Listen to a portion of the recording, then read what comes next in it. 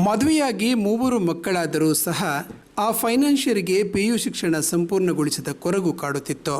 ಮಗ PUC ಪರೀಕ್ಷೆ ಬರೆಯುವಾಗ ತಾನು PU ಶಿಕ್ಷಣ ಸಂಪೂರ್ಣಗೊಳಿಸಿದರೆ ಮಗನಿಗೂ ಕಲಿಕೆಯಲ್ಲಿ ಹೆಚ್ಚಿನ ಆಸಕ್ತಿ ಬರಬಹುದೆಂದು ನಿರ್ಧರಿಸಿದ ಅವರು ಈ ಬಾರಿ ದ್ವಿತೀಯ PUC ಪರೀಕ್ಷೆ ಬರೆದು ಮೊದಲ ಪ್ರಯತ್ನದಲ್ಲೇ ಕಲಾ ವಿಭಾಗದ 6 ವಿಷಯಗಳಲ್ಲಿ 324 ಅಂಕಗಳನ್ನು ಪಡೆದು ದ್ವಿತೀಯ ದರ್ಜೆ ಶ್ರೇಣಿಯಲ್ಲಿ ತೇರ್ಗಡೆಗೊಂಡು ಮಗನ PUC ಫಲಿತಾಂಶದೊಂದಿಗೆ ತಾನು ಕೂಡ ಸಂಭ್ರಮಿಸಿದ್ದಾರೆ.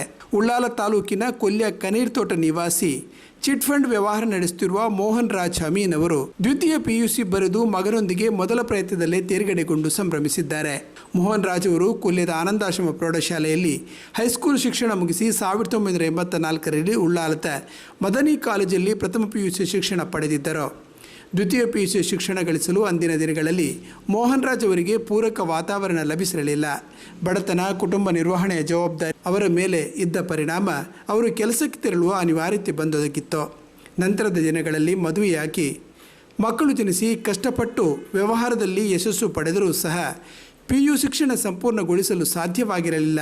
ಹಾಗಂತ ಮೋಹನ್ ರಾಜ್ ಅವರು ತನ್ನ ಮಕ್ಕಳನ್ನು ಶಿಕ್ಷಣದಿಂದ ವಂಚಿತಗೊಳಿಸಿರಲಿಲ್ಲ. ಅವರ ಹಿರಿಯ ಮಗಳು ಪೃಥ್ವಿ ರೇಖಾ BSc ಪದವೀಧರೆಯಾಗಿದ್ದು ಖಾಸಗಿ ಉದ್ಯೋಗದಲ್ಲಿದ್ದಾರೆ. ಎರಡನೇ ಮಗಳು ಪ್ರಕೃತಿ ಕೂಡ ಡಿಪ್ಲೊಮಾ ವ್ಯಾಸಂಗ ಮುಗಿಸಿ ಖಾಸಗಿ ಉದ್ಯೋಗದಲ್ಲಿದ್ದಾರೆ. ಮೋಹನ್ ರಾಜ್ ಅವರ ಕಿರಿಯ ಮಗ ಕ್ಷಿತಿಜ್ ರಾಜ್ ಅವರು ಈ ಬಾರಿ ದ್ವಿತೀಯ PUC ಪರೀಕ್ಷೆ ಬರೆದಿದ್ದು ವಾಣಿಜ್ಯ ವಿಭಾಗದಲ್ಲಿ ಪ್ರಥಮ ಶ್ರೇಣಿಯಲ್ಲಿ ತೇರ್ಗಡೆಗೊಂಡಿದ್ದಾರೆ.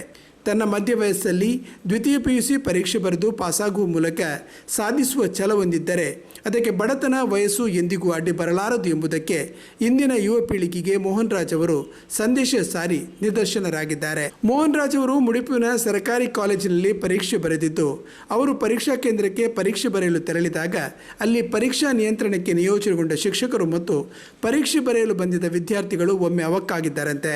ಬಳಿಕ ಮೋಹನ್ ರಾಜ್ ಅವರೇ ತಾನು ಪರೀಕ್ಷೆ ಬರೆಯಲು ಬಂದಿರುವುದಾಗಿ ಮನವರಿಸಿದ ಬಳಿಕ ಅವರ ಉತ್ಸಾಹಕ್ಕೆ ಶಿಕ್ಷಕರು ಮತ್ತು ವಿದ್ಯಾರ್ಥಿಗಳು ಸಂಪೂರ್ಣ ಬೆಂಬಲ ನೀಡಿದ್ದಾರಂತೆ.